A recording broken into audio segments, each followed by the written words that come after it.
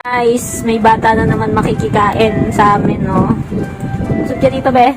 Meron na naman kami bisita, oh. Makikikain daw siya nitong super snacks mix.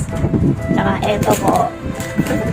Ang gusto ni Daisy, yung mga square. Ang gusto ni Tito Jack yung green. Akin yung peanut. Akin yung peanut. Akin na dala. Kasi yung green Daisy. Kay Daisy, square. Square. Dito. Yung green.